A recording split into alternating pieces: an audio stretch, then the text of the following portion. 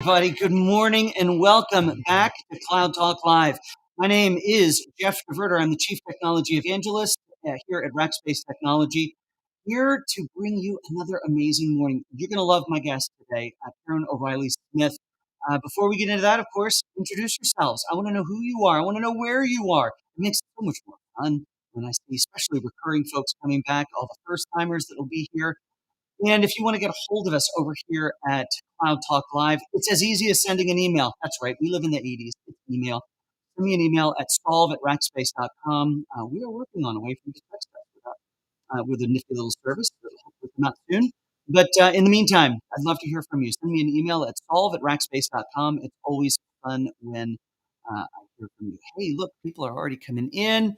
This is just great.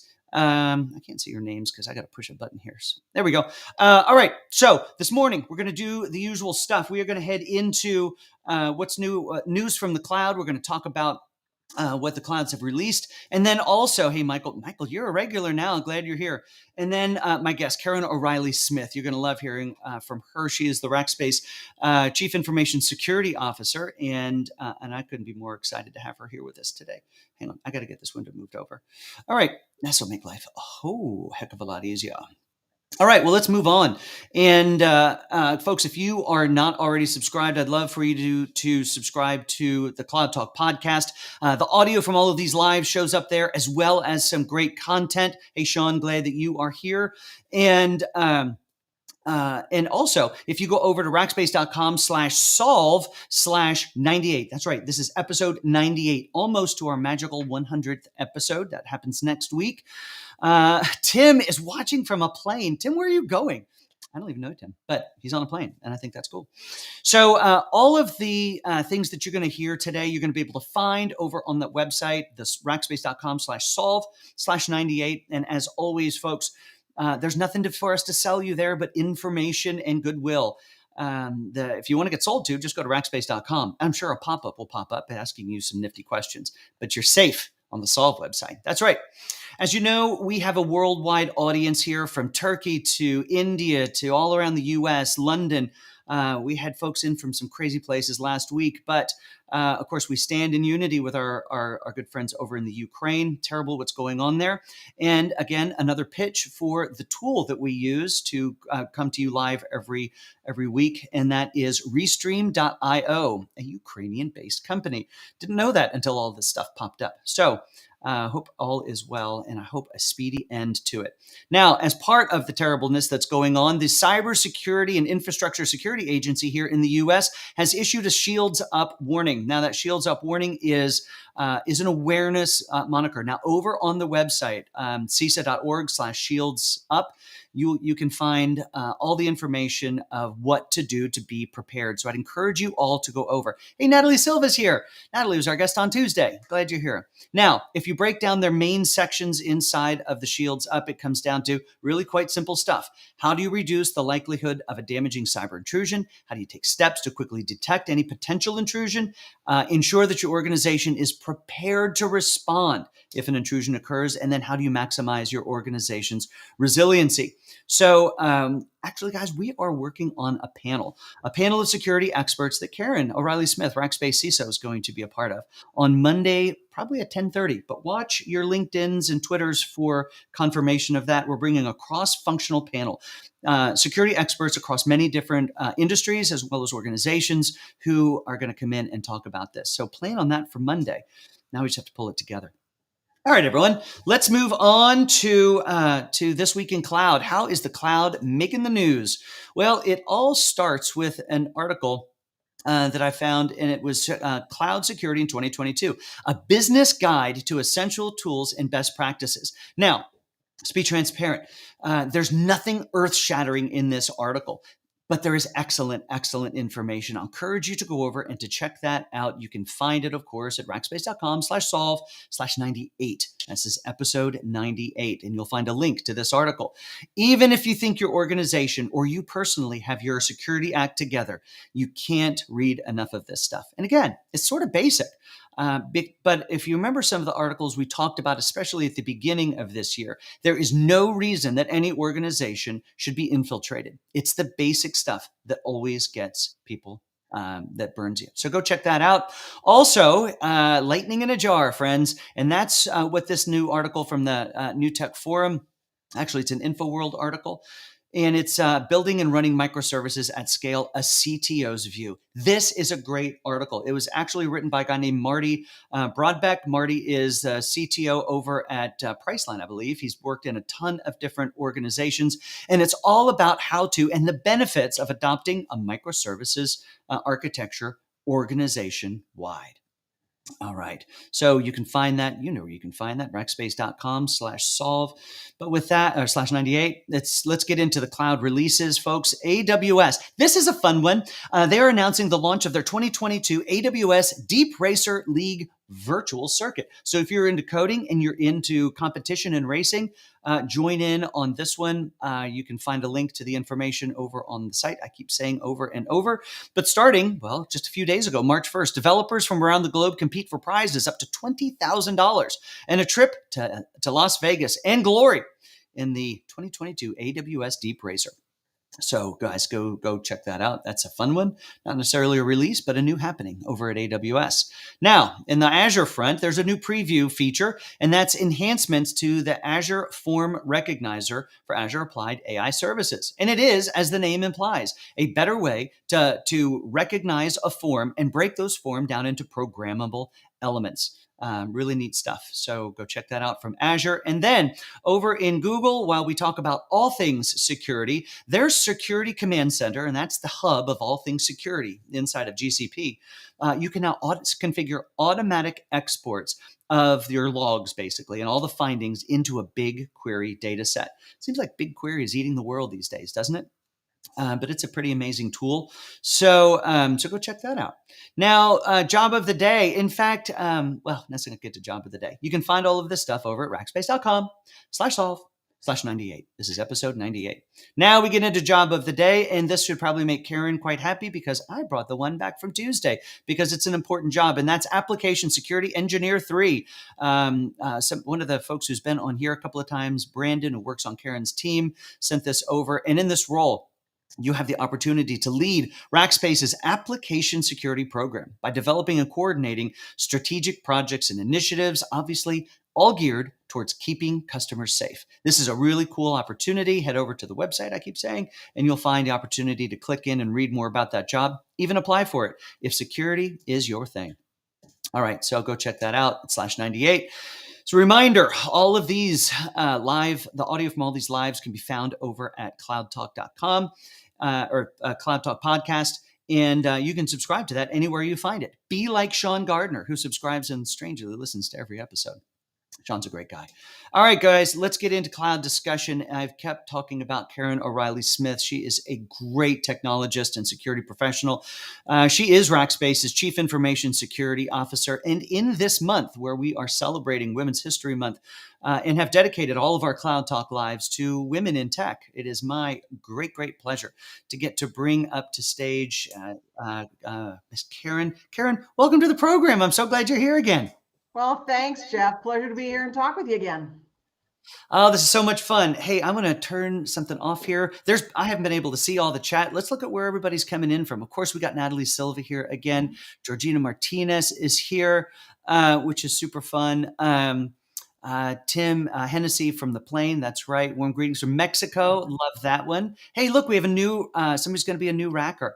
Ashley, so glad that you are here. You start on the 14th from Charleston, South Carolina. Glad you'll be joining the team. Maybe you'll be on the program someday. Who knows? Of course, we got Sean's here. All kinds of people. Everyone, continue to introduce yourselves. This is a conversation, especially as Karen, we start to visit some. If anyone has a question for you, but Karen, maybe let's start at the top of it. What does a CISO do at any technology company, but especially here at Rackspace? Sure. So job of a CISO is really to protect the assets, data, and the people of an organization. So my day changes from hour to hour. Think about it. I go from, looking at R&D projects that the security team's working on to a security event, to what's going on, to the customer questions that we get through the SOC, through compliance and audits. So the day keeps you hopping. But your job is to really look internally and externally at the company to protect it. Very good, very good. So I have to ask the question, as you were young, Karen, and you were going through grade school, and you thought, I would really love to be a CISO someday. Or was technology and security kind of forefront? Or I'd love to know the trajectory of how you ended up where you are today. No, I actually wanted to be a teacher growing up. I thought that would be fun to inspire, young people in their careers. And you kind of do that when you become a leader. Yeah. But no, I ended up, I actually studied political science, believe it or not. I Ooh, wanted to work for the United States government. See how that wow. worked out so well. And started a career, working part time for a company and Mhm. did really well and, started in the business and moved up, got into the technology area and kind of worked myself out of a role. And my boss and her boss came to me one day and said, we have a role that Yeah. we'd like you to take just on a temporary basis until we find the Oh, you permanent always got to person. watch out when somebody tells you a temporary basis. Or there's an opportunity. That's right. And so I went into the role for 6 months, chief security officer, and just loved it. I mean, Oh, wow. I thought this is the career I've been looking for. It just has all the aspects of what I like. It's a very evolving role. It Yep. changes. I've been in it for 22 years now. And I can tell you the role today is nothing like it was 22 years ago.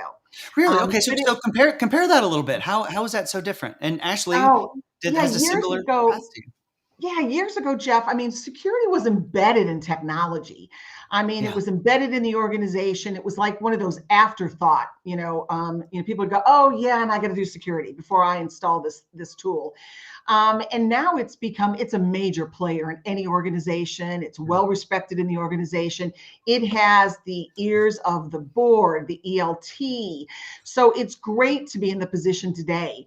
And also, I mean, it's also the roles involved. I mean, it used to be, we were dealing with young people who first got a computer, or we were dealing with kind of mom and pops, kind Yeah. of like testing the grounds of a company. Now we're looking at major states. This is big business now. And so it's really interesting to see how the roles evolve. But if you like something that changes and evolves on a regular basis, this is the role.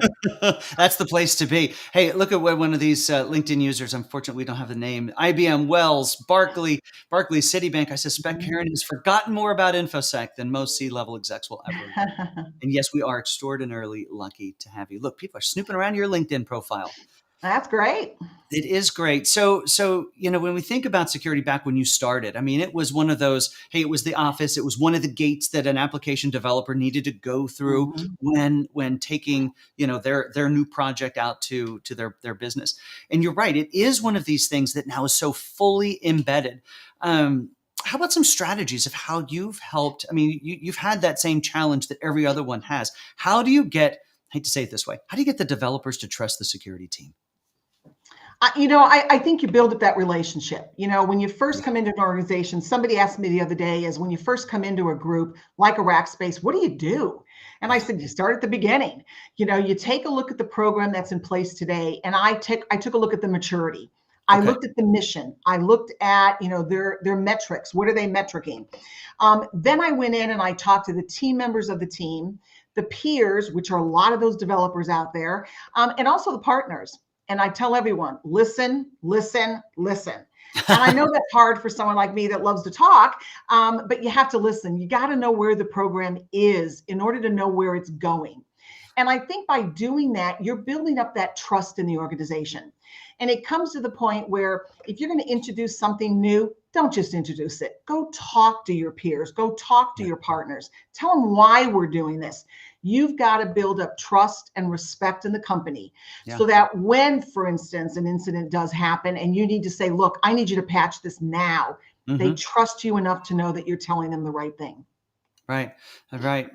So I love words you're using. Get building trust. I love you Mhm. talk about listening. You talk about all of that. I mean, it goes back to just human behavior type stuff. How do you get somebody to draw you in and make you part of the team?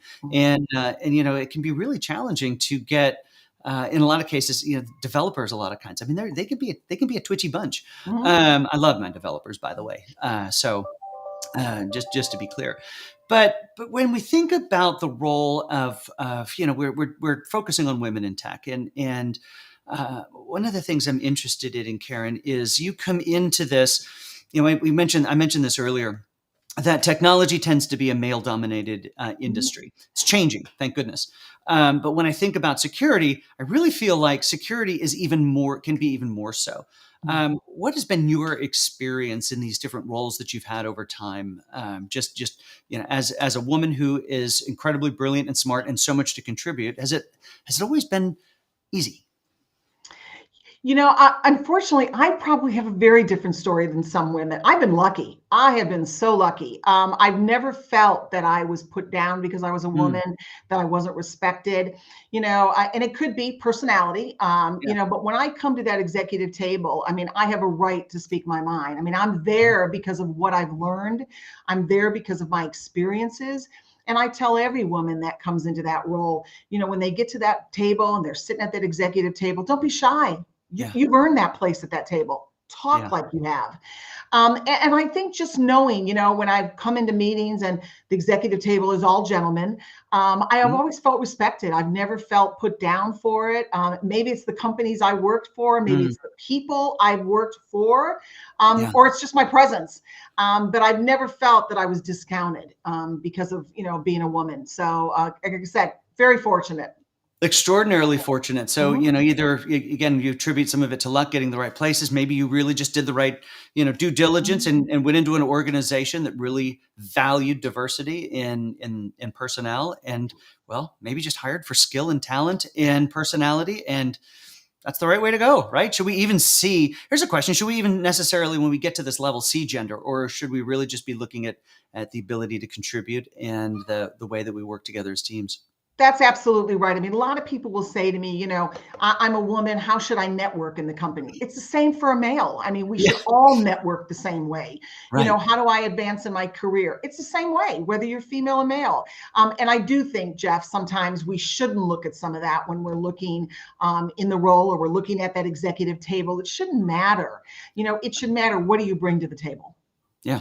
All right. So let's talk a little bit to folks who maybe are a little younger in their career. So this is Mhm, one of the areas where these conversations have gone the past few times, and that is I've gotten messages from folks, who we've seen it in the chat, where, hey, I want to show this to my teenage daughter. STEM really is something that is a great career mhm, where women are fully accepted and have amazing opportunity.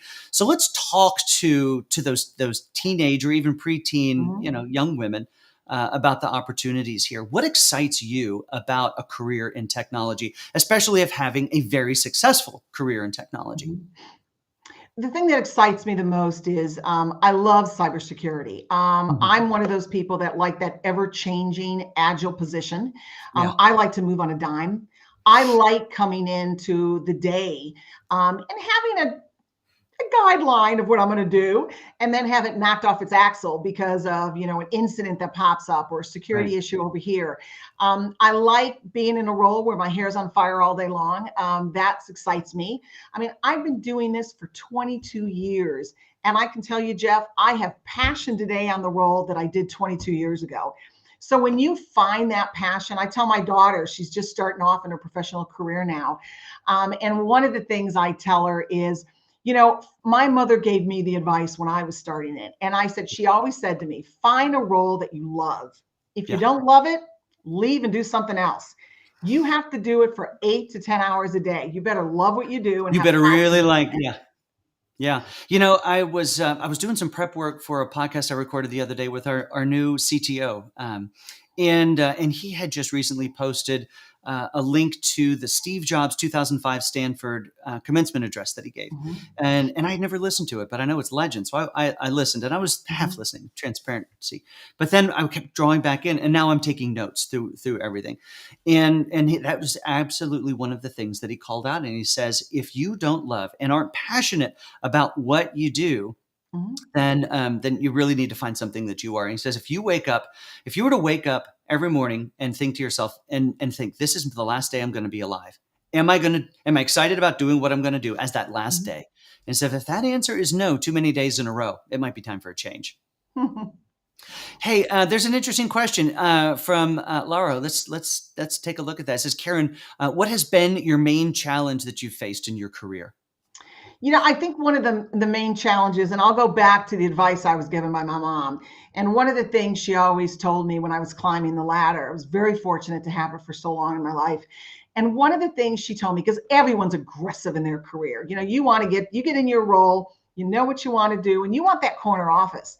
Yeah. And my mom always said, remember, enjoy the journey along Mm, the way. And she's right. And I tell a lot of young people about that. And I think the challenge is to get you to slow down a little bit.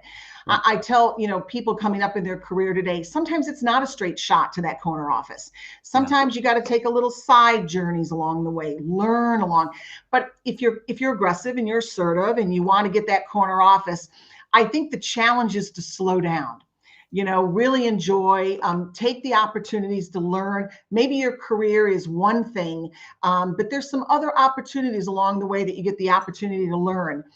Take those opportunities. You're going to Mhm. find, it's either creative, opportunity somebody gives you, or somebody wants to put you on a special project, or you think, boy, here I am, computer, and I really probably should learn some finance.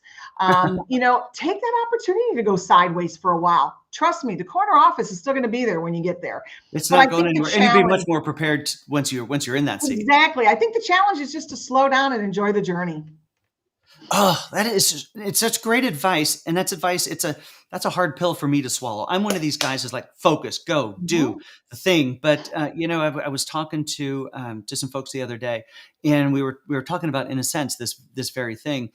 And when you think back on the journey, if I were to say, tell me what was going on in 2012 with you, and my guess is, a company name is probably going to be there first, but the next thing that's going to pop to mind, and you can correct me if I'm wrong, are the people that you Mhm. were doing that with, because that's where that journey is. Granted, we learn and we get smarter, but it's those personal relationships that Mhm. really mark those periods in our life. Absolutely, it is. I mean, I remember all the teams that I, led, I've been a part of, and it's the people. I mean, and that's one thing. Even when I've changed positions from one company to another, I went after the next challenge or the next, opportunity for myself and my career. But it's leaving the people and the teams. That's kind of the hardest.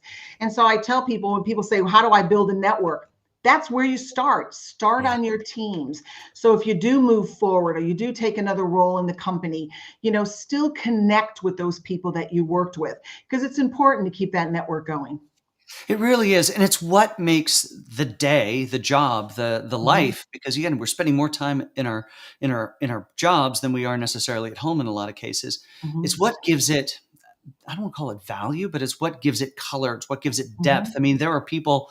I've been running around Rackspace since 2008, and there are still some folks who I worked with back in those early years that are still here at Rackspace. And there's some funny moments, there's embarrassing moments, and when I see those folks in the halls, we'll still go, remember the Apple incident? It was just, yeah, it's what creates such great value. So I love the advice to slow down and to enjoy Mhm. the ride. Mhm.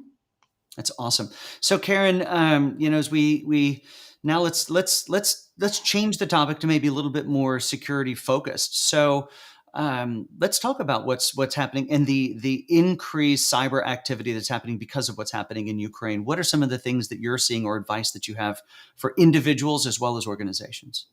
Yeah, I think it goes back to you, and you talked about the new, regulation that came out from Homeland Security, and basically it's cyber hygiene. Hmm. It's something that we should always be doing. It's making sure we have MFA. It's making sure we're patching on a regular basis. But I think special focus needs to be if you're in the financial institutions. Special focus should be put there, a little bit more strength there right now. Yeah. Even if infrastructure companies, so oil companies, electrical companies, definitely be more aware. But even technology companies like Rackspace, I mean, we have a lot of customers that are in those lines of business. So it's partnering with them, it's reaching out to them, it's communicating with them to say, look, Rackspace has got your back on this. Yeah. That's what we need to do more of. And I think it's reaching across industries, and sharing that information with one another. That's really where we get those economies of scale. It's where we learn from each other, and that's what we're trying to do at Rackspace right now. Well, one of the things I really like about the CISA advice and in the Shields Up stuff, and we'll talk about this more on Monday, 10:30 Central Time. is not just, hey, go and patch and go and build the wall and hey, make sure things are secure, but also with the eyes wide open of, sometimes you just miss some stuff. So, Mhm. what is the remediation plan? What is the recovery plan? Having not just a piece of paper or a Word document that has it all listed, but is tested. I mean, we talk about that a lot. How do you run these sorts of situations? In fact, we did a whole episode on that whole, how do we do tabletop exercises? Mhm. And that's a great way to test your plan. Maybe you can talk briefly about those tabletop exercises.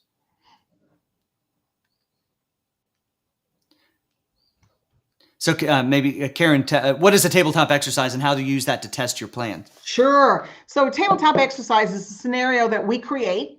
The security team gets together and figures, ooh, let's go out and really get a good one here.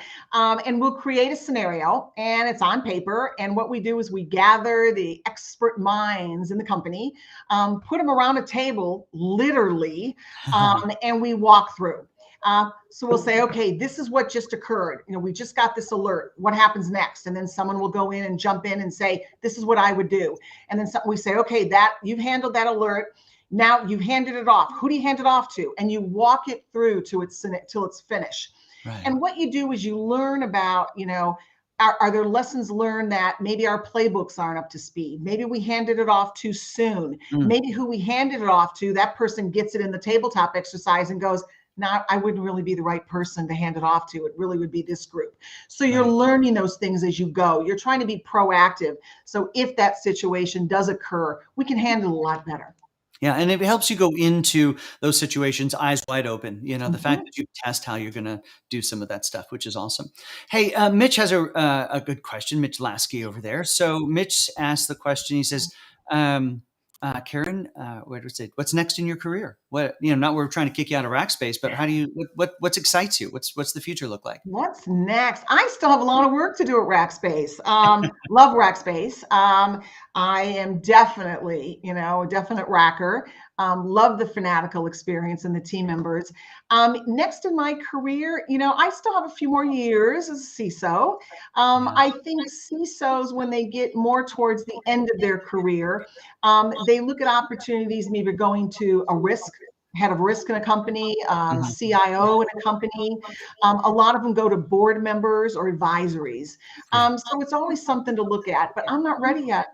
Well, we're Thank not ready you, for you to go but anywhere. So. I'm not ready to, look for that next position. I'm loving what I'm doing. Mhm. Well, folks, you know that as part of Cloud Talk, this is a thought leadership program we have here at Rackspace, and the intent is to not sell you anything, but great information that is 100% free, except for one thing that I do like to sell, and that is the opportunity to come and work with us. We are always looking for great, passionate people. Guys, Karen O'Reilly Smith, she is the CISO of Rackspace. She is one of the most personable people you could walk up to and have a conversation with, and so and she's a great example of what all of the leadership is like here at Rackspace. Mhm. So if you want an opportunity, there's a job open on the security team. We talked about it earlier. Just head over to rackspace.com/solve/88, no, 98, and you can click and join Karen's team because that job is on Karen's team. Mhm.